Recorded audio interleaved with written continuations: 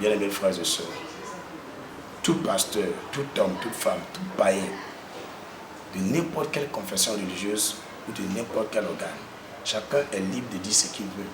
Nous sommes dans un monde libre. Exprime-toi comme tu veux.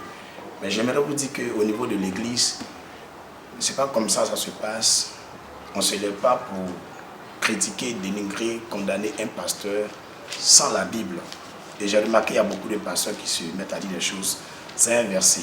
J'aimerais que vous obteniez un peu de sagesse. Je vais vous montrer un passage, Deutéronome chapitre 18 précisément. Deutéronome chapitre 18. Tu es un chrétien, tu es un pasteur. Quand tu veux parler, il faut t'appuyer sur la parole de Dieu. Le monde a été fait par la parole de Dieu. Quand tu lis, au commencement était la parole était avec Dieu et la parole était Dieu. Jean 1, verset 1. Le verset 2, la Bible dit tout a été fait par la parole. Et que rien n'a été fait sans la parole de Dieu. Bien-aimés frères et sœurs, que ce soit une révélation que j'ai donnée, une affirmation que j'ai dite, bien-aimés, je ne me suis pas levé pour dire ça. Je vais m'adresser particulièrement à tout le corps du Christ, à tous ceux qui croient en Dieu, à tous ceux qui ne croient pas en Dieu. Dieu est trop sage. Il est trop intelligent, trop intelligent. Son esprit est l'esprit de sagesse. Même quand quelqu'un est fou, il le guérit. Et je pense qu'à travers cette vidéo, il y a plusieurs pasteurs qui seront guéris. Il y a plusieurs serviteurs de Dieu qui seront délivrés. Frère, lisons notre Bible. Deutéronome chapitre 18. Que dit la parole de Dieu? À partir du verset 18, Deutéronome chapitre 18, verset 18, Dieu dit, je leur susciterai du milieu de leurs frères un prophète comme toi. Je mettrai mes paroles dans sa bouche et il leur dira tout ce que je lui commanderai.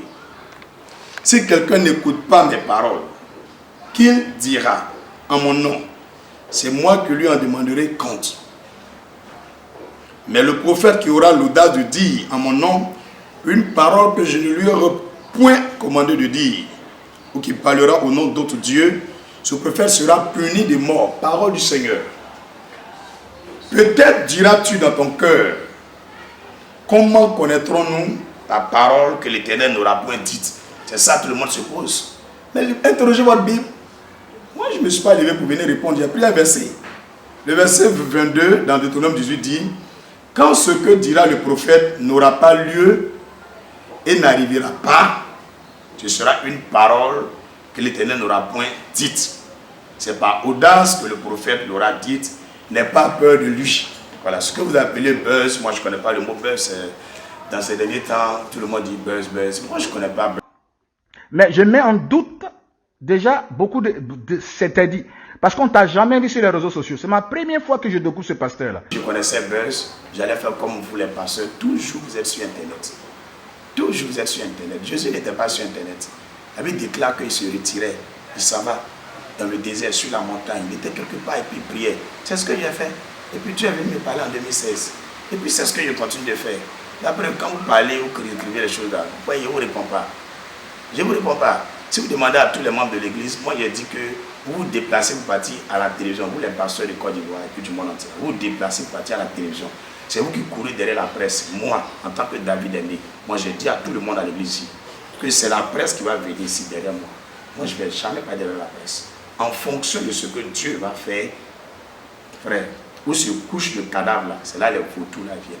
Là où se trouve là, le sucre là, c'est là les fourmis arrivent. Là où se trouve le miel là, c'est là tout le monde s'en va. Tout le monde cherche à aller là où le lait, le miel. Donc, frères et sœurs, si les gens viennent derrière moi, les gens apprécient ce que je fais, c'est pas moi, c'est la grâce de Dieu. Pardonnez, pasteur de Côte d'Ivoire, faisons l'œuvre de Dieu. Serviteurs de Dieu dans le monde entier, faisons l'œuvre de Dieu. Ce n'est pas à cause de mort d'Arafat qui a été prédit par un homme de Dieu. Et sa résurrection, ce n'est même pas une prédiction, une prédilection, ni une prophétie. La résurrection d'Arafat, ce n'est pas une prophétie. La résurrection, ce n'est pas une prophétie. Est-ce que vous me comprenez bien? La Bible dit quoi? Dans Deutéronome 18, là, le verset 21-22, je lis pour que vous compreniez. Ce n'est pas prophétie, pourquoi? Parce que quoi? Si vous avez de la sagesse, le pasteur a dit quelque chose.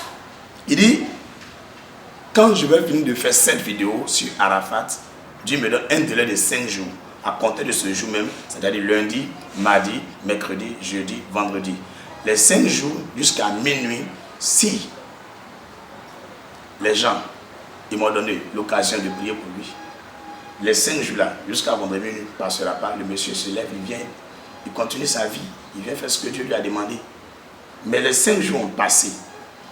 Donc, pour que vous puissiez me condamner ou dire quoi que ce soit, je m'adresse au gouvernement, je m'adresse aux autorités, je m'adresse aux Blancs, aux Chinois, aux Américains, à tous ceux qui ont une conscience et un cerveau.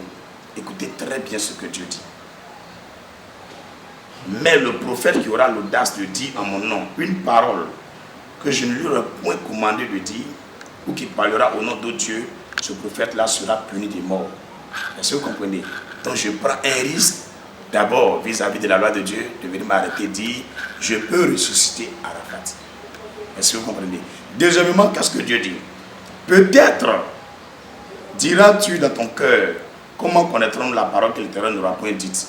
Pour que vous sachiez que j'ai menti, que Dieu ne m'a pas envoyé pour aller ressusciter Arafat. C'est simple. Voici le verset 22 de Deutéronome 18 qui dit, quand ce que dira le prophète n'aura pas lieu et n'arrivera pas, ce sera une parole que l'Éternel n'aura point dite. Donc ça veut dire que c'est un faux prophète, c'est un menteur. Car c'est pas audace que le prophète l'aura dit, n'aie pas peur de lui. Donc tu pourrais dire là, je fais du buzz. Ça veut dire que je cherche à me faire voir parce que ce que j'ai dit, je n'ai pas fait. Frères et sœurs, j'ai fait ce que j'ai dit. J'ai fait ce que j'ai dit. J'ai demandé que Dieu me dise de vous dire, à vous tous, que la femme de Arafat, DJ, doit me donner son accord.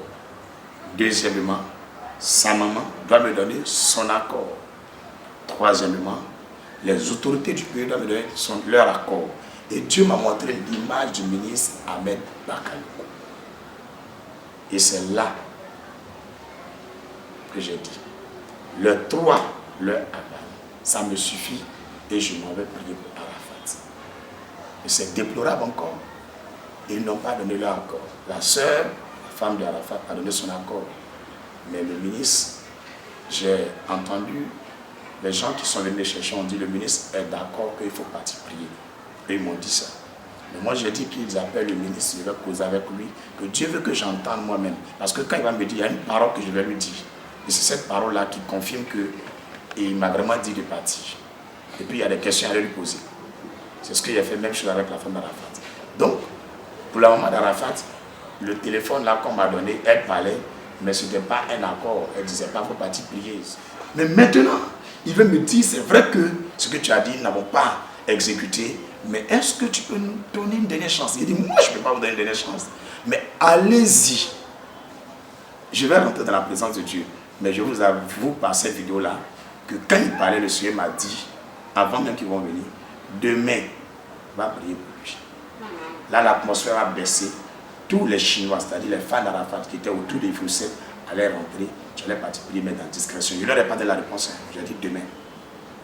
Mais de toute façon, j'ai dit demain, là, il partait avec confiance. Il savait que j'allais accepter. Il savait qu'il avait reçu un message du Seigneur. Donc le matin, j'ai promis qu'à 7h30, je vais l'appeler. À 7h30, j'avais sommeil même parce que je n'ai pas dormi vite. Je priais pour que Dieu me confirme. J'ai demandé des signes, que Dieu me confirme. Dieu m'a donné l'heure de 19h. Il m'a dit, le samedi, là, jusqu'à 19h, Arafat va se lever. Et il m'a même dit, amène-le dans une clinique. Ils vont penser les blessures. C'est-à-dire, ils vont nettoyer. Ils vont faire sortir le vent qui est rentré en lui. Ils vont essayer de nettoyer tout ce qui est jaune sur lui, c'est-à-dire les pus. Ils vont nettoyer un peu. Et puis, il va manger un peu. Il va gagner un peu de force. Il se retrouve bien. Et invite une chaîne.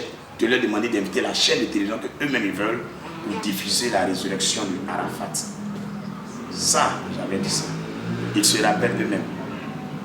Est-ce que vous comprenez? Quelqu'un qui vous dit un truc comme ça, c'est avec assurance. Ceux qui sont venus me chercher savent, je leur ai dit ça. Donc à 15h, ils sont venus me chercher. On est parti. On est parti. Je suis devant la morgue Ivocet. Il y a la station Shell là, ils ont garé là. Parce qu'ils disent que si je sors, les gens vont me reconnaître que actuellement là, tout le monde me connaît partout. Donc je vais rester dans la voiture. Et nous étions dans la voiture. L'heure que j'ai donnée, c'est 19h. 19h arrivé. Je ne peux pas rentrer dans la mort. Ok, il n'y a pas de problème, les gens ne conviennent pas. On me dit que quelqu'un a donné l'autorisation pour que je rentre sur quelqu'un là, c'est jusqu'à prendre l'autorisation. On ne m'a jamais dit c'est qui. Une résurrection là. c'est pas pour dire que je suis là pour ressusciter, ressusciter, ressusciter. Mais quand Dieu va me prendre pour ressusciter, il me convainc, il me dit. Parce qu'il n'est pas comme ça pour dire dans mon cadavre ressuscité. Le cas d'Arafat dit, c'est Dieu qui a dit, s'il est mort là, je vais passer par ça pour transiter, pour l'amener dans une autre dimension. C'est-à-dire une nouvelle personne. Donc prends son corps, quand te donner, il faut prier. Mais vous ne m'avez pas donné le corps. Vous ne voulez pas qu'il rentre à la morgue. Donc il est 18h50. De 18h05 là jusqu'à 18h50, les gars continuent de grouiller. Donc 18h50 là, il est 10 minutes, sera 19h. 10 minutes. Vous tous même qui êtes les vrais pasteurs, selon vous, les grands hommes de Dieu. 10 minutes. Quelqu'un qui est hors d'une morgue, assis dans une voiture. Et des gens me regardent, me disent, tu sais que nous sommes le gouvernement, même nous-mêmes. Que si tu n'as pas, on t'a fait rentrer, tu n'as pas pu le ressusciter là. On va t'envoyer en prison. Il n'y a pas de problème, amenez-moi en prison. Mais il va ressusciter. Si au moins je peux avoir 5 minutes pour prier un peu pour lui. C'est ma dernière demande, parce que je connais ma relation avec Dieu. Et je savais que là où je suis parti, je revenais avec Arafat. Donc j'étais tellement confiant, je leur ai dit, les frères, on ne veut pas que je rentre. On ne veut pas sortir avec le corps d'Arafat.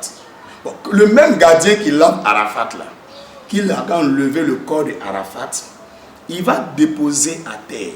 Faut pas, il va dans une caisse, il va dans quelque chose, il n'a qu'à le faire descendre. C'est ce que moi je veux. Je ne vais pas rentrer là-bas. Je ne vais pas sortir de la voiture. Mais je suis assis dans la voiture ici. 5 minutes que quelqu'un s'arrête là, le même gardien, comme il ne veut pas que vous rentrez, il va voir Arafat bouger. Il n'a qu'à venir me dire, pasteur, il bouge déjà, il est ressuscité, c'est bon. Là encore, pour prendre le corps là, pour déposer à terre. Et puis je vais prier là. Il dit encore, c'est impossible. Vous tous qui m'écoutez, qui m'entendez là-haut, vous avez quel problème à moi? Vous avez quel problème à moi? Défaire quoi encore? Moi-même là, défaire quoi encore? Défaire quoi encore? Dites-moi la vérité, défaire quoi encore? Et regarde l'heure du 9h05. Il leur a dit, les frères, l'heure est passée. C'était vendredi minuit. Mais vendredi minuit là, c'est 5 jours. Un jour est égal à 24 heures. Lundi, mardi, mercredi, jeudi, vendredi. C'est passé. Je puise en moi-même. Regardez mon intimité avec Dieu. Suppliant le Seigneur que c'est pour ta gloire. S'il est venu, Seigneur, il y aura un cartonnement spirituel, un bouleversement dans le monde des ténèbres. Il y aura une frustration et une honte, une humiliation surnaturelle dans l'enfer. Les démons même vont libérer les gens seuls. Les maquis seront dépeuplés. Le paganisme va fuir la terre. Et puis ton nom va régner sur la terre. S'il te plaît, fais-moi grâce. Et ça, il m'a dit de partir samedi. Priez pour ça. Je ne suis pas fou. Je ne suis pas idiot. Je ne bois pas l'alcool. Je ne prends pas la drogue. On n'a pas mis fusil sur ma tête qu'il a dit ces paroles-là. Comment il m'a arrêté bien dit donnez-moi le corps d'Arafat de ressusciter? Comment à 10 minutes, de 18h50 à 19h, on demande si tu le ressuscites, on t'envoie en prison? Pourquoi il prend le risque encore de dire faites descendre son corps à terre? Les frères, j'ai fait ce que Dieu m'a dit de faire. Vous avez fait ce que votre Dieu vous a dit de faire. Sur les réseaux sociaux, partout dans vos cœurs, dans vos foyers, chacun dit tout ce qu'il voulait. Je remercie ces journalistes qui sont venus pour que j'éclaire la lanterne de toute la terre. Je les remercie beaucoup. Et ils m'ont posé une question. Qu'est-ce que je vais dire aux pasteurs qui disent que je suis un menteur, je cherche le buzz? Frère, Jésus est bon, mais il n'est pas bonbon. Écoutez très bien, Jésus est bon, mais il n'est pas bonbon. Ça veut dire que quoi? Être bon, ça ne veut pas dire qu'on est bête. Parce que Jésus est bon, vous levez, vous faites ce que vous voulez. Écoutez-moi très bien, vous tous qui écoutez les réseaux sociaux, vous les suivez, regardez très bien. Tous ces pasteurs, toutes ces servantes de Dieu, chacun a eu son jugement, chacun a eu son mot à dire. Je vous donne 5 ans. Là, je n'ai pas encore dit à quelqu'un. Dieu ne m'a pas dit, mais moi-même, je sais que je suis prophète de Dieu. Dieu m'a convaincu, donc je m'appuie sur mon ministère de prophète. Je le déclare devant le ciel et la terre, sur la base de la parole de Dieu. Sur la base de la parole de Dieu. Quel verset je prends? 1 Corinthiens 11, verset 16. Sur cette base-là, je vais vous dire quelque chose. 1 Corinthiens chapitre 11, verset 16. 1 Corinthiens chapitre 11, verset 16. Écoutez très très bien. 1 Corinthiens 11, verset 16. Que dit la parole de Dieu? Si quelqu'un se plaît à contester, nous n'avons pas cette habitude, non plus que les églises de Dieu. Elle dit, Dieu dit dans sa parole en 1 Corinthiens 11, verset 16, que nous, chrétiens, les églises de Dieu, nous n'avons pas cette habitude, ce n'est pas notre droit de contester contre même l'église, contre même un pasteur, contre même un chrétien. Quand ils m'ont pris dans la voiture et qu'ils partaient avec moi, vous pouvez leur demander, il y a un qui m'a demandé, pasteur, on dit Marcos en train de faire une vidéo sur toi. Qu'est-ce que tu penses de lui? Si je suis en train de mentir, les 60 secondes qui vont suivre là, que le ciel et la terre m'engloutissent, que le Dieu qui a créé toutes choses m'enlève.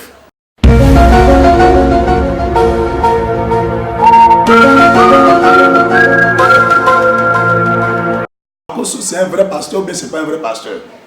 Il m'a demandé, je l'ai regardé et dit, ah mon frère, nous chrétiens, nous ne faisons pas ça, un vrai pasteur ne fait pas ça. Que si il est faux pasteur, il est vrai pasteur, vous allez le juger par ses fruits. C'est-à-dire par ses actes, par ses œuvres, par ses dits, par ses paroles. Par lui-même là, vous saurez. Mais moi, en tant que pasteur, je sais que c'est un homme de Dieu parce qu'il prêche Jésus. Il m'a regardé, puis il m'a salué, il dit, mais toi tu es sage. Ça c'est une bonne réponse, tu es sage. Mais est-ce que tu sais ce que lui dit sur toi là-bas? Il dit, moi ce qu'il dit, peu importe. Ça ne m'intéresse pas. Tu ne vas jamais venir me voir, je vais dire non d'un pasteur, ou bien parce qu'un pasteur a fait telle chose, il fait telle chose, je vais mettre ma bouche sur lui, parler. Frère, je connais onction là. Onction là. On ne paye pas l'argent, hein. Mais tout le monde n'a pas ça. C'est ce que Dieu m'a donné là. Il y a beaucoup de pasteurs, beaucoup de monde dans toute l'église. Ils se cachent pour venir ici. Pour venir prendre l'onction. Quand ils entendent qu'il y a ressuscité soit un enfant, ou bien ressuscité telle personne, ou bien Dieu m'a utilisé, il a fait tel miracle. Ils viennent dans le secret. Pasteur, il faut prier pour moi. Maintenant, quand il s'agit de confirmer que le petit là, ce qu'il a dit là, c'est vrai, soutenons-le, on va aller nous tous peut-être à Ivo 7, mais demander aux autorités, on donne le corps d'Arafat, on va intercéder. Le monsieur, il va venir servir Dieu. Vous ne pouvez pas confirmer. Il y a quoi? Il a pris votre argent. Demandez à monsieur le ministre Samuel Bakalko si elle a demandé l'argent. Demandez à ceux qui sont venus chercher si elle a demandé l'argent. Écoutez bien, pendant les 5 jours là, c'est qu'ils m'ont donné. Et puis ma mère a touché, écoutez bien. Quand je suis parti, puis la maman d'Arafat ne voulait pas me recevoir. Ils m'ont mis dans un taxi. Ils m'ont donné 10 000 francs. Nous étions 3 pasteurs. Nous sommes rentrés dans le taxi. On est venus. Ça veut dire que c'est pour notre transport ce qu'ils ont donné. Deuxièmement, quand ils sont venus le vendredi, et puis c'était déjà tard, et puis j'ai dit que je ne vais pas, et puis ils sont venus négocier. Comme ils ont senti en moi que je vais partir le samedi là, les enfants qui sont allés les accompagner, ils ont dit, ah, prenez, buvez de l'eau avec. Ils ont donné 5 000 francs aux enfants qui les ont accompagnés, donc à boire de l'eau. Donc je n'ai pas pris l'argent à quelqu'un. Je n'ai jamais exigé l'argent. Quand même on était en train de partir, même prier le samedi, ils ont dit qu'il y a, je ne sais pas, un béninois bien qui a demandé 40 millions qu'il va ressusciter Arafat. Moi, je n'ai même pas besoin de 40 millions. Je n'ai pas besoin de 5 francs, je n'ai pas besoin de 10 francs. Je n'ai pas dit je veux fidèle de quelqu'un. Je n'ai pas dit je veux église de quelqu'un. Je n'ai pas dit je veux me faire voir. C'est que moi je voulais dans tout ça là, cadavre de Arafat, j'ai prié. Ça fait 1. Je n'ai pas eu 2. Déposer quoi là dans le même mode là, où il est là. Il est resté dans la voiture, prié. Je n'ai pas eu. Frères et sœurs bien-aimés, craignons Dieu. N'exagérons pas dans notre prédication. N'exagérons pas dans notre prédication. Ce que tu vas ajouter sur ce que tu dis et que Dieu ne t'a pas dit, le Seigneur dit ça sera comme un présent qui va te donner sur l'enfer. Ce que tu vas retirer, que Dieu a dit, tu n'as pas dit comme il a dit, mais tu as retiré, tu n'as pas dit comme tu as dit. Il va retirer ton nom du livre de l'arbre de vie. Tu ne vas pas avoir le salut, tu ne vas pas aller au paradis. Si tu mens. Donc, il faut regarder. Vous tous les pasteurs, les servants de Dieu, les frères, les sœurs, vous tous qui commentez mes vidéos, vous dites les choses là, réfléchissez vous-même. Réfléchissez vous-même. Que dit la Bible? Que dit la Bible? 1 Timothée 2, verset 1. Que dit la Bible? Je sais que vous avez remarqué, chaque fois que je prends des versets. C'est comme ça que je suis. Donc, écoutez-moi très bien. 1 Timothée chapitre 2, verset 1. Écoutez très bien. 1 Timothée chapitre 2, verset 1. J'exhorte donc, avant toute chose, à faire des prières, des supplications, des requêtes et des actions de grâce pour tous les hommes.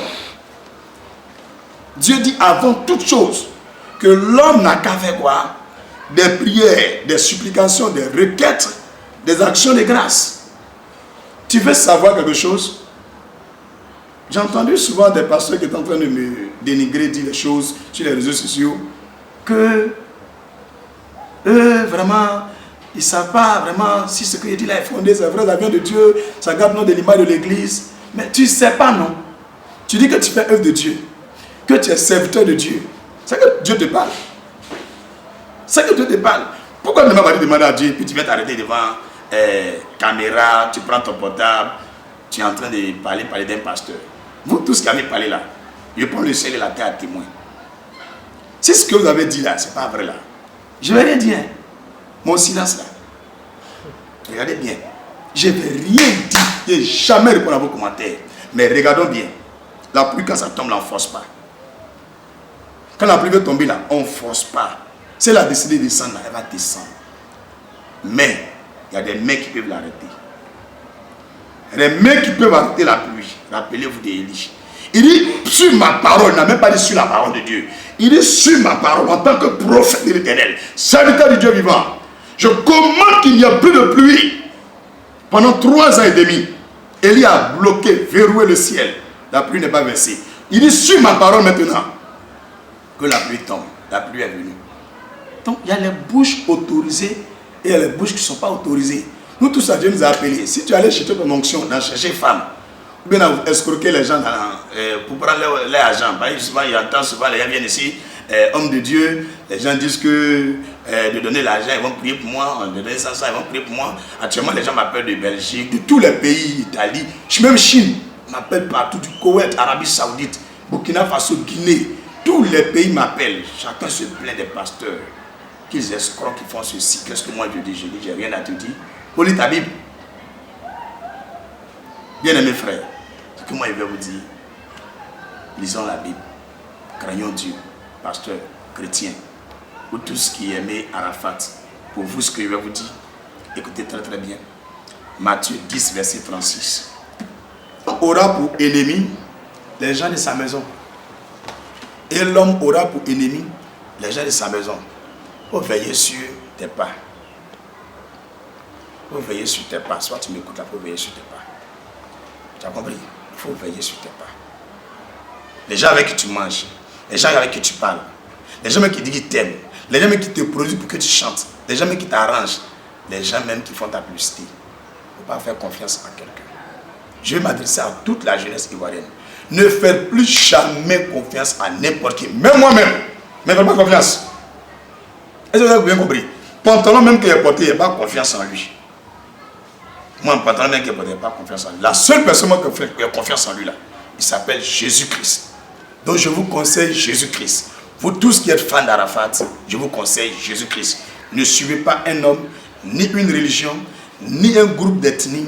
Ne suivez même pas un parti politique. Suivez Jésus-Christ. Il est le meilleur ami, le meilleur conseiller, le plus grand, le plus puissant, le véritable, le redoutable, l'admirable conseiller, l'omniscient, l'omnipotent, le tout-puissant, le glorieux, le glorifié, le recherché et trouvé, l'agneau de Dieu, celui qui ôte le péché du monde, celui par qui tout le monde transite dans le paradis, celui qui a le nom au-dessus de tout nom, par lequel les morts sortent des tombeaux, par lequel les morts sortent des tombeaux, par lequel les morts sortent des tombeaux. Il se nomme Jésus-Christ.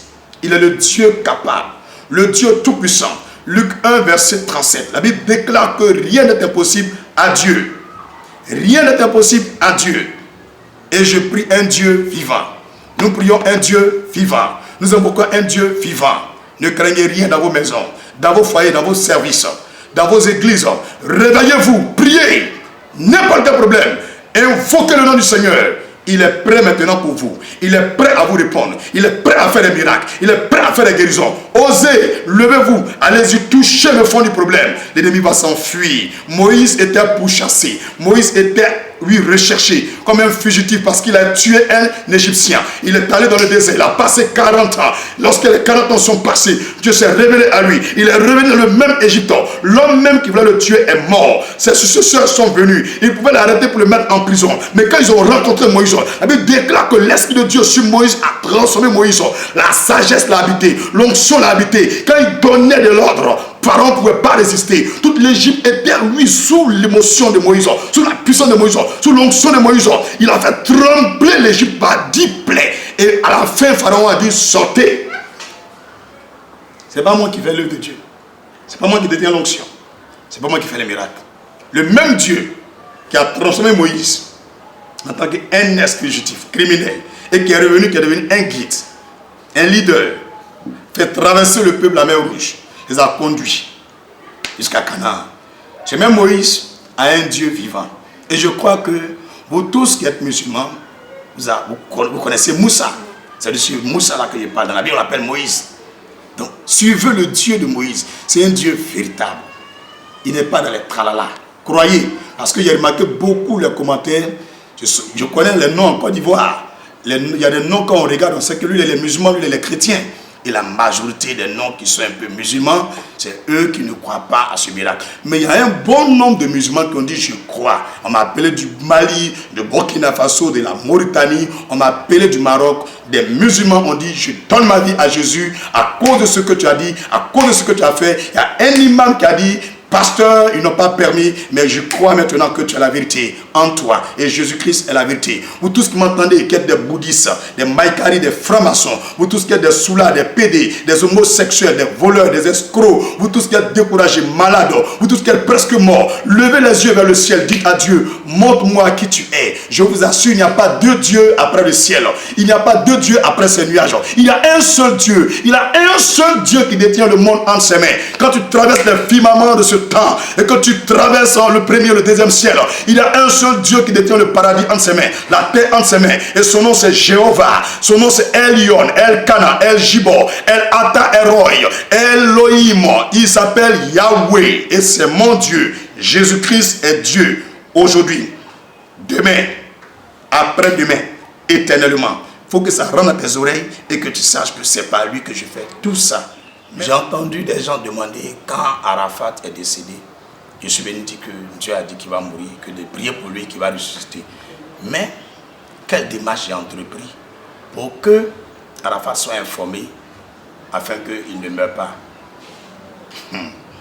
Frère et soeur bien-aimés, si quelqu'un te dit qu'il a pris le micro, il a arrêté sur la chair, et puis il dit ça en plein culte, il a dit ou n'a pas dit?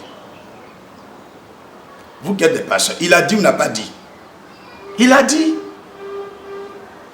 Dieu ne m'a pas dit, va prendre Internet pour parler.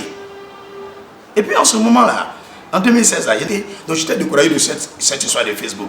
C'est une de mes filles, elle s'appelle Dorcas. C'est elle qui est venue, elle dit, ah papa, j'ai eu un rêve, vous pouvez lui demander de venir dans l'église dans le secret, où Dieu m'a dit qu'il faut faire un Facebook. Il faut faire Facebook, que ça sera utile. Que je ne sais pas pourquoi, mais Dieu dit, il faut faire Facebook. Et ça, je suis parti faire Kofi du Christ. J'ai mon nom à l'état civil. Mon papa m'a mis au monde, il m'a appelé Nguessan Kofi Aimé. Il vient de Sakassou. Mon village s'appelle Wassou. Quand Dieu m'a appelé, il m'a donné le nom de David Aimé Jérémie. C'est comme ça qu'il m'appelle dans mes visions, dans mes rêves, dans mes songes. Quand je marche, quand il me parle, quand je suis assis, il me parle, il dit David Aimé Jérémie. J'ai vu certains pasteurs, ils sont devant la caméra, ils parlent. Même radio là, souvent on lit quelque chose. Même radio là, souvent journaliste, il dit quelque chose et puis il parle. Elle dit ça plus quelque chose. Vous qui vous mettez devant les caméras et puis vous parlez. Le Seigneur t'a révélé, donne-nous une révélation. C'est parce que je doute, hein. Mais moi, mon problème, c'est des questions. Parce que je suis aussi serviteur de Dieu. Je suis aussi serviteur de Dieu. Je sais comment Dieu parle à une personne. On dirait oiseau là-haut. Ce genre de pasteur là-haut. Vous avez quitté où? Vous avez quitté où? David déclare quoi? En Matthieu chapitre 4, verset 4. Écoutez. Jésus répondit, il est écrit, l'homme ne vivra pas de pain seulement, mais de toute parole qui sort de la bouche de Dieu. Vous avez remarqué, depuis que je suis en train de causer là, je nomme des versets. Je dis des versets. En tant que des hommes de Dieu, vrai, j'ai essayé de feuilleter un peu quelques minutes dans vos vidéos là. Donnez-moi, s'il vous plaît, une preuve de ce que vous dites en soulignant des versets bibliques de tout ce que vous avancez contre moi. Soulignez au moins 2-3 versets. Vous avez passé des heures à bavarder. Bravo. Frère, tu dis tu ne me connais pas, non? Que tu me connais pas. Voici moi maintenant. Est-ce que tu me comprends? Tu dis, lui là, on ne sait pas, il est quitté où? Un coup comme ça, il est sur les réseaux sociaux. Il fait le buzz. Moi, je ne fais pas le buzz. C'est les gens qui font mon buzz. C'est pas moi. La vraie même, je ne sais même pas partager. C'est quelqu'un qui est venu ici qui a dit, pasteur, vidéo que tu as fait là, on ne peut pas partager. Il faut partager sur public. Tu as vu? Je ne connais pas ça. Je ne connais pas ça. C'est quelqu'un qui vient me dire, le jeune, tu as vu, il a pris portable qui a arrêté après moi devant le logo de l'église et puis il a tiré là. Mon frère, toi, tu es pasteur, tu me critiques là. C'est quelqu'un qui avait me montrer comment faire. Ça dit, je ne connais pas ça. Mon travail là, c'est parti évangéliser. Si tu regardes bien dans mes vidéos, tu vas voir, j'ai pris mon outro, j'ai mis balle dedans, j'ai allumé mon moteur, je suis allé évangéliser dans la rue. C'est ça mon travail. Il m'a évangélisé. Les gens qui sont sur internet là, eux tous, il n'y a pas quelqu'un qui ne connaît pas Jésus. Il n'y a pas quelqu'un qui ne connaît pas la Bible. Vous avez rendu les âmes là paresseux. Hein? Vous les promettez comme si quand vous finissez de causer avec vous net, il y a un miracle. S'il vous plaît. S'il vous plaît. Quand vous voulez parler, appuyez-vous sur un verset. Donc je vous envoie ce message. Allez relever tous les versets bibliques qui sont contre tout ce qui s'est passé sur moi face à la résurrection d'Arafat. D'ailleurs, comment un pasteur, quelqu'un qui prêche Jésus, Jésus-Christ, il dit, je suis la vie et la résurrection. Oh, Jésus-Christ dit, je suis la vie et la résurrection. Et puis le même Jésus là, en son nom, un de tes propres collègues, un pasteur dit, je vais ressusciter Arafat. Toi, tu ne crois pas à ça. Toi, tu crois en quel Dieu? Tu pries quel Dieu? Par comportement de mouton, réaction de berger. Donc, par ton comportement là, tu es en train de montrer à toute la Côte d'Ivoire qui tu es. Donc, il te demande pardon. Il faut supprimer les vidéos bizarres là. Tu as compris? Moi, je ne sais pas si tu es faux pasteur, mais tu es vrai pasteur. Je ne sais pas. Mais quand il t'a écouté là, mon ami, ça là, si tu arrives au ciel, ça sera difficile. Hein? Ça sera très très difficile. Que le Seigneur te bénisse et qu'il te donne la sagesse. Est-ce que tu ne peux pas prier un peu, pasteur, pour que tu donnes au moins une mesure de sagesse, une petite portion de sagesse? Parce que quand un homme est en train de parler, on doit sentir en cela la sagesse. On peut crier fort, on peut parler doucement, mais les paroles que nous disons doivent être basées sur la sagesse de Dieu. Je vous en prie, chers pasteurs, chers collègues, partout où vous êtes dans le monde entier, revenez à la parole de Dieu. David, le roi David dit, j'ai plus de sagesse que mes maîtres. J'ai plus d'intelligence que les vieillards. Je répète, un maître, il est au tableau avec la craie. Il instruit les élèves derrière. Mais comment un élève peut affirmer qu'il a plus de sagesse que le maître, plus d'intelligence que les anciens, les vieux, les hommes âgés? Pourquoi? Et puis il met à la fin, parce que j'écoute ta parole, parce que j'aime ta parole. Si vous aimez la parole de Dieu, Dieu va vous aimer. Parce que la parole de Dieu, c'est Dieu. Jean 1, verset 1.